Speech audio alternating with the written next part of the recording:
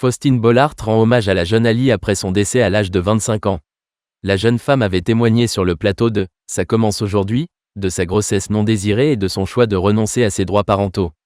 Faustine Bollaert et son équipe avaient été très émus, en septembre 2023, du témoignage de la jeune Ali, dont ils viennent d'apprendre la mort. Le courage de Ali sur le plateau de Ça commence aujourd'hui. Elle nous a quittés hier. Je pense à elle, à ses proches, aux failles de cette jeune fille que je n'oublierai jamais, a écrit l'animatrice sous une photo de la jeune femme de 25 ans sur le plateau de l'émission, publiée sur ses stories Instagram. Alors que le sujet de l'émission était l'abandon d'enfants, Ali avait raconté comment et pourquoi elle avait renoncé à l'exercice de ses droits parentaux sur sa fille Nina, alors âgée de 4 ans. Une opportunité. Son histoire, Ali Leonardi l'avait détaillée dans un ouvrage au titre emblématique, Mauvaise mère, édition Fayard. Sans tabou, mais la gorge serrée et des larmes sur le visage, la jeune femme avait expliqué à Faustine Bollaert la démarche douloureuse de confier son enfant 1 an après sa naissance. Alors qu'elle souffrait d'endométriose, Ali suivait un traitement qui la plaçait en ménopause artificielle, elle n'avait donc pas ses règles. Découvrant en 2018 qu'elle était enceinte, et alors qu'elle ne veut pas d'enfant, sa mère la convainc de poursuivre sa grossesse. Or Ali n'en devient pas mère pour autant. Je n'ai jamais voulu être mère.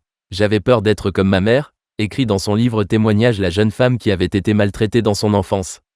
Elle fait placer la petite Nina, à ses 1 an à peu près, dit-elle sur le plateau de l'émission.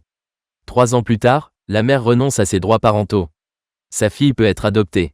Ce que la société nomme « abandon d'enfant » n'en est pas vraiment un pour Ali. Elle estime, au contraire, qu'elle a donné à sa fille une « opportunité ».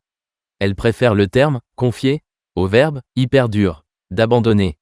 Sûre de son choix, elle portait un message fort et si rare, celui du regret maternel, a écrit également l'équipe de l'émission de France 2 dans son hommage partagé sur X. Mais Ali l'avait dit à l'écran, elle était sûre de sa décision, même si Nina lui manquait parfois. Je sais que ce que j'ai fait, c'était la meilleure chose à faire, avait-elle assuré.